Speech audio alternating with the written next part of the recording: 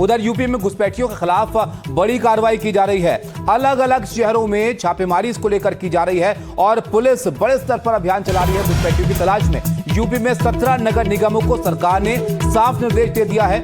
नगर निगमों को detention centre बनाने के निर्देश दिए गए हैं। पकड़े गए घुसपैठिया डिटेंशन सेंटर में रखे जाएंगे। और यूपी में पिछले एक हफ्ते से बांग्लादेशी और रोहिंग्या घुसपैठियों के खिलाफ युद्ध स्तर पर ऑपरेशन चल रहा है। मुख्यमंत्री योगी आदित्यनाथ के आदेश पर यूपी पुलिस हर जिले में घुसपैठियों की धरपकड़ के लिए अभियान चला रही है। झुग्गी झोपड़ियां, अवैध बस्तियों में रहने वालों की पहचान की जा रही है। लखनऊ, मेरठ, हापुड़, सहारनपुर, वाराणसी, प्रयागराज, नोएडा समेत कई इलाकों में पिछले कई दिनों से पुलिस अलग अलग जगहों पर छापेमारी कर रही है और ऐसे लोगों को तलाश किया जा रहा है जो अवैध तरीके से यहां पर रह रहे हैं या फिर वैध दस्तावेज जिनके पास नहीं है।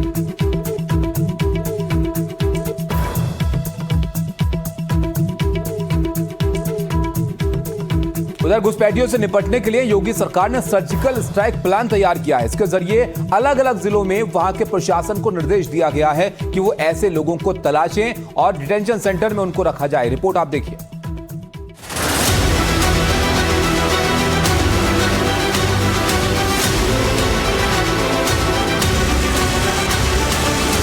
उत्तर प्रदेश की योगी सरकार ने घुसपैठियों के खात्मे के लिए सर्जिकल स्ट्राइक प्लान तैयार किया है। योगी सरकार अब जीरो टॉलरेंस नीति के तहत घुसपैठियों पर करारा प्रहार करने जा रही है। योगी सरकार की इस पहल को घुसपैठ के खिलाफ अब तक का सबसे बड़ा कदम माना जा रहा है।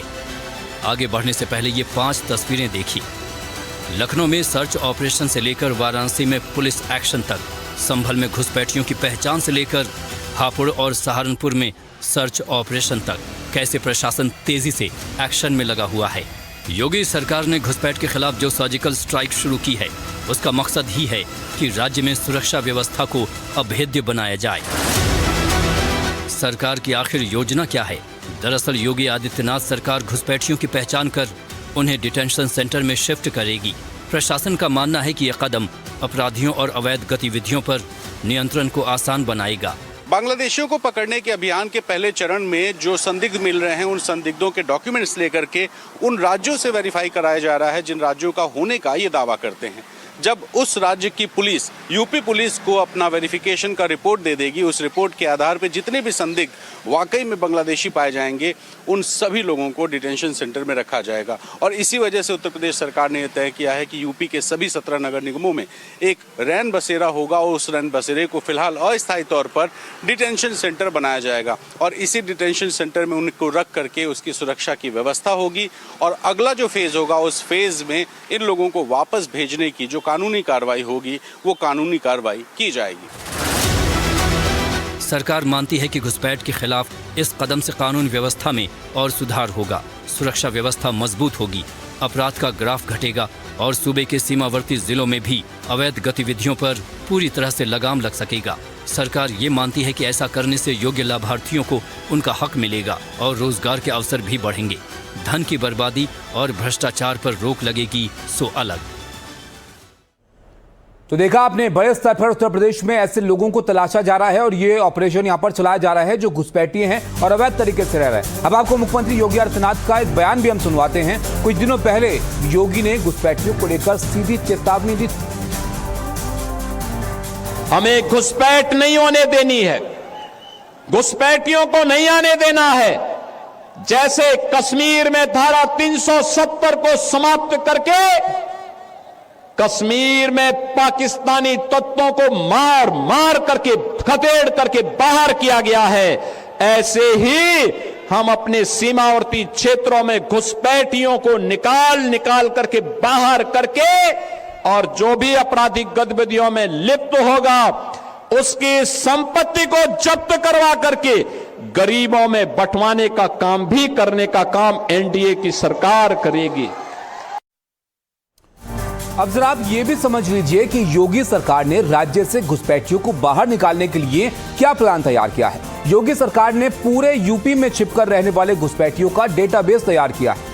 डेटाबेस तैयार किया जाएगा। पकड़े गए घुसपैठियों की बायोमेट्रिक प्रोफाइल तैयार होगी और घुसपैठियों के चेहरे फिंगरप्रिंट का रिकॉर्ड बाकायदा रखा जाएगा। घुसपैठियों के नाम नेगेटिव लिस्ट में दर्ज किए जाएंगे और घुसपैठियों की नेगेटिव लिस्ट देश के दूसरे राज्यों को भी शेयर की जाएगी ताकि वहां पर भी जानकारी हो कि ये लोग अवैध तरीके से यहां पर दाखिल हुए हैं। नेगेटिव लिस्ट से घुसपैठियों का बनाया हुआ आधार समेत सभी आईडी पर रोक भी लगेगी और नेगेटिव लिस्ट से घुसपैठियों को दोबारा एंट्री भी नामुमकिन हो जाएगी। घुसपैठियों के फर्जी पहचान पत्रों की हाईटेक स्कैनिंग होगी और घुसपैठियों के फर्जी दस्तावेज बनाने वालों पर भी साथ में इसके कार्रवाई की जाएगी। घुसपैठियों के लिए यूपी के हर निगम में डिटेंशन सेंटर तैयार करने के भी निर्देश दिए गए हैं जहां पर इस तरह के लोगों को रखा जाएगा। तो ये बड़ी तैयारी उत्तर प्रदेश में की जा रही है ताकि अवैध तरीके से रह रहे लोगों पर शिकंजा कसा जा सके। आगे बढ़ते हैं और आपको बताएं, यूपी की तरह ही देश के अलग अलग हिस्सों में घुसपैठ के खिलाफ कार्रवाई हो रही है। कई राज्य हैं जहां पर अवैध बांग्लादेशी घुसपैठिए पकड़े गए हैं जो छिपकर यहां पर रह रहे थे।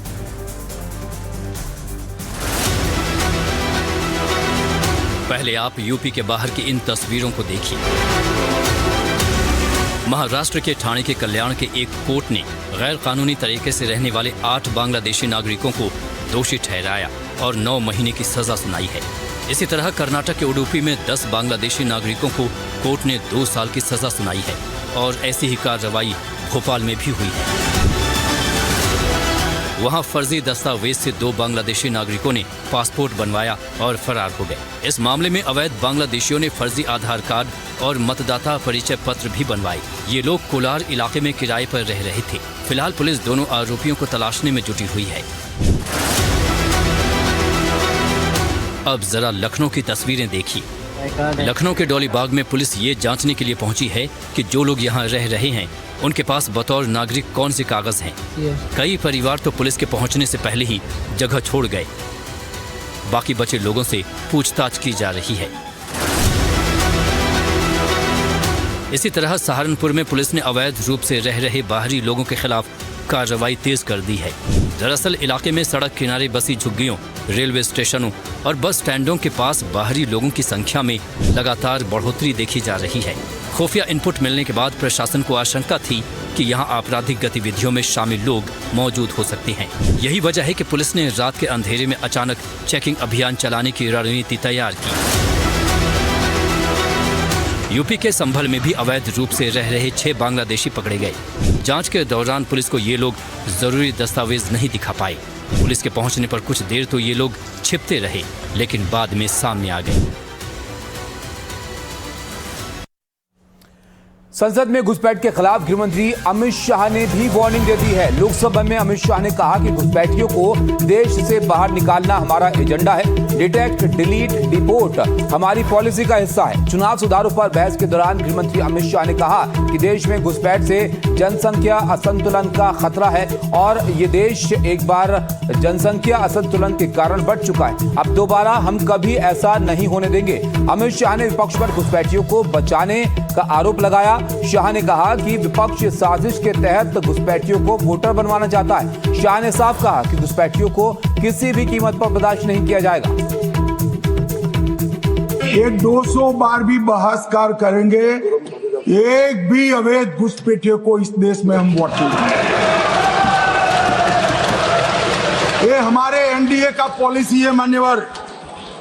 डिटेक्ट मतलब ढूंढो, डिलीट करो, मतदाता सूची में नाम काटो और उनको डिपोर्ट करो। हम संवैधानिक प्रक्रिया कर डिटेक्ट, डिलीट और डिपोर्ट ये पूरा करेंगे। ये क्यों सदन छोड़कर भाग गए? मैं इनके सामने तो कोई बात भी नहीं कर रहा था, ना कांग्रेस पार्टी के सामने बात कर रहा था। मैं तो बात कर रहा था घुसपैठियों को देश के बाहर निकालने की। अब ये तो देखिए साहब, अगर मैंने इतने सारे आरोप करे श्री जवाहरलाल नेहरू पर, इंदिरा गांधी पर, इनके पिताजी पर, सोनिया जी पर, तब भागते तो लाजिम था। ये घुसपैठियों को लिए भाग गए क्योंकि उनकी हमारी पॉलिसी है डिटेक्ट, डिलीट और डिपोर्ट। उनकी पॉलिसी है नॉर्मलाइज कर दो घुसपैठ को, उसके बाद में मान्यता प्रदान कर दो और चुनाव में मतदाता सूची में डालकर फॉर्मलाइज कर दो। मगर साहब ये लंबे समय तक नहीं चलना। मैं मेरे मन से मानता हूं, मेरे पार्टी के सिद्धांत तो है ही, मगर मैं मानता हूं कि जनसांख्यिकी में इतना बड़ा परिवर्तन देश के लिए बहुत बड़ा खतरा है। यह देश एक बार जनसांख्यिकी के आधार पर बट चुका है और हम नहीं चाहते कि आने वाली पीढ़ी ये देश के भी बंटवारे दिखे। इसलिए ये बहुत जरूरी है कि इस देश से घुसपैठ को रोकना पड़ेगा।